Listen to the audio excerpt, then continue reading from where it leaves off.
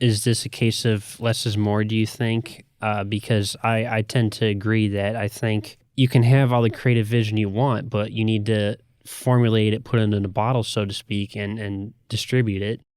In that way, I think that if they can just slowly build their characters that they're trying to tell in James Gunn's universe, I think that's the best approach to not rush things and to say that this is our character, this is our stamp of approval, and just plow forward, but at the same time not convolute things. Yeah.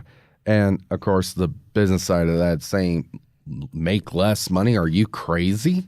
But at the same time, letting a product breathe and actually think about it would actually make more money than a flop ever would. And that is where it would become more successful.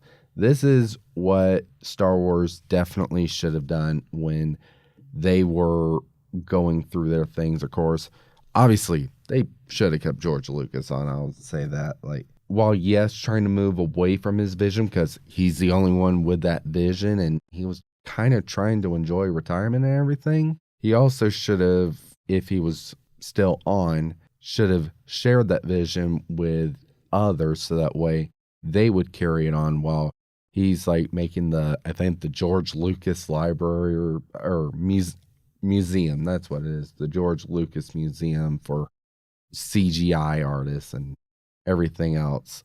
And the number one thing when it comes to these companies, while yes, less is more to a fan, that is not the case with these businesses because in the end, they are businesses. That is very true.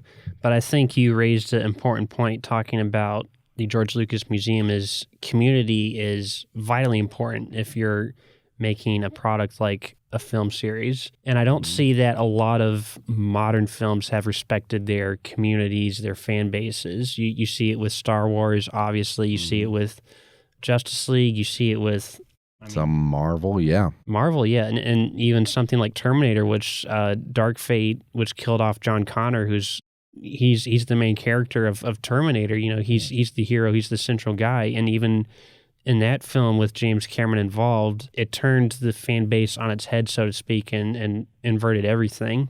I think ultimately that's what's missing when you talk about the business side of things in the film, television world is when you're producing a product like this, you want to respect your fan base. Your fan's the number one, the customer's number one, as they say in retail. Mm-hmm. And I don't see that occurring, if at all, with the last, say, 10, 20 years of film releases. Yeah, and that's the main thing. And this isn't just Disney or Warner Brothers. All the studios collectively stopped caring about any form of original thought because it would make it possibly risky if they did something different. Like, well, the way Marvel is and the Russo brothers, they are very successful, don't get me wrong, but the way their aesthetic is, while yes, it is successful, it's also bland, uniform. There's not really anything that screams to it. It's just a corporate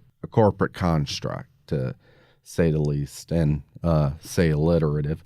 The main thing about it is the point of business is to make money. That has always been the point. That is always going to be the point because you got to pay the employers. You got to keep the bottom line to keep stockholders happy.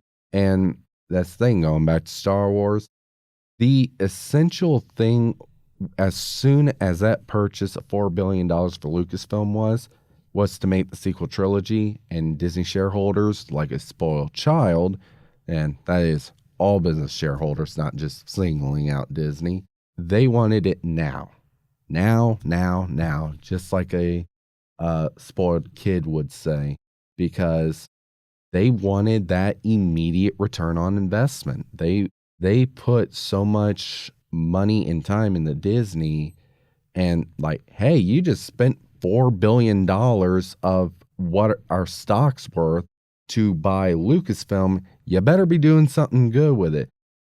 They didn't really leave time for it to breathe. So at the same time, while yes, studios are becoming more risk averse, the shareholders are becoming risk averse. And In the end, it is going to be the shareholders, the shareholders that decide what a studio does.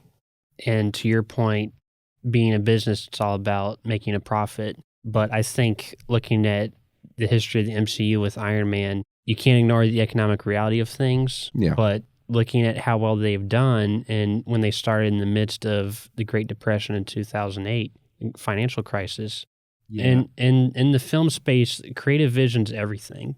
Yeah. And so that's something that I would just hope that James Gunn's able to he understands that, he can capitalize on that, and he can captivate the audience, but also, to your point, the shareholders and the company CEOs and the executives to say, here's the creative vision, this is what I have planned, and just lay it out for them, and slowly but surely they can build upon each success they have, and they can work towards the end goal on the whiteboard.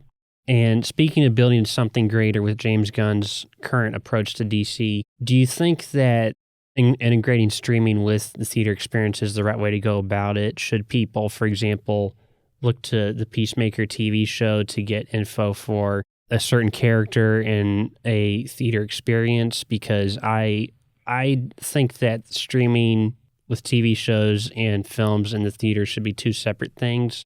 I don't think, again, thinking of the general audience, that you are required to watch a streaming service, watch a show, and then that gives you the backstory for this film character. I think that how important the writing process is in filmmaking, I think that you need to walk the audience through who this character is, why they're important, why the film's important, what's their place in this film's world. And I think with James Gunn's approach to the DC, that's what he needs to take. And it sounds like that's what he's doing. It sounds like he's creating a world where heroes exist. Superman's already a thing. He's been doing his superheroing for a number of years. Green Lantern, Hawkgirl are supposed to be in the movie, so we already have established IPs in the movie. So it sounds like he's off to a good start. I'm just wondering, do you think the right approach is to integrate streaming into that with shows, or keep film and television separate? Well, we learned during the pandemic, and definitely during 2021, 2022, that Marvel essentially was suffering that, while yes, due to the pandemic, it was also suffering due to brand dilution. So while yes, it's good to have stuff on streaming services, to force the audiences to do more and more homework.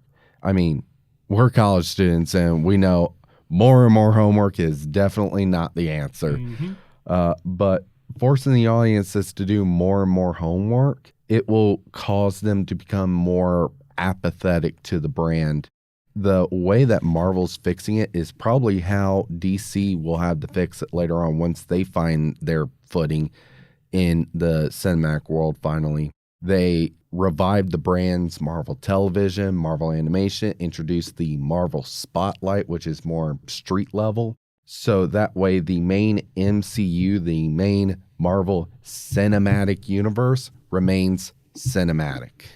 Exactly. And that's definitely what DC needs to do.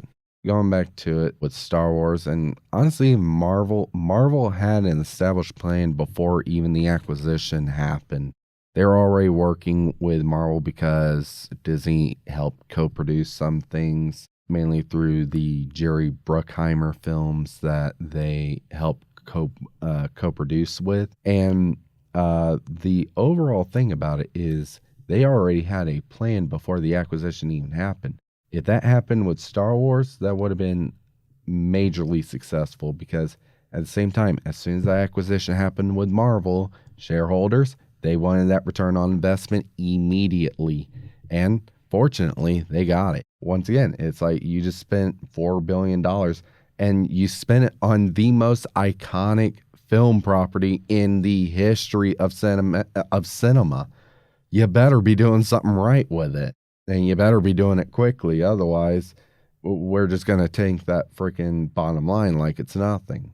And that is just where it's going to become a mess. Companies are going to be risk averse. The shareholders are going to demand more profit over than quality. And honestly, the fans are either going to have to decide to just ignore their wants not being wanted by others, or to just completely abstain from viewing it anymore. And that is unfortunately the sad reality with a lot of Hollywood and even a lot of general entertainment things. Like, the shareholders have taken over everything. Like, they had it before, but they at least had some restraint. Ever since the financial crisis in 2008 and the age of free money ending, it made companies a lot more careful than they were previously.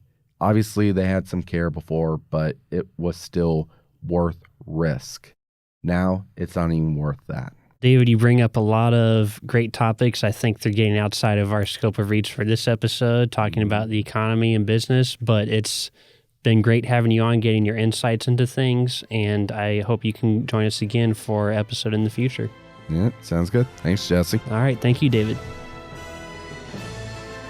Thank you for tuning in to today's episode. We hope you enjoyed yourself. Stay tuned soon for the next available Comic Corner episode. Be sure to follow Jesse Parker on his YouTube and LinkedIn pages for more of his content.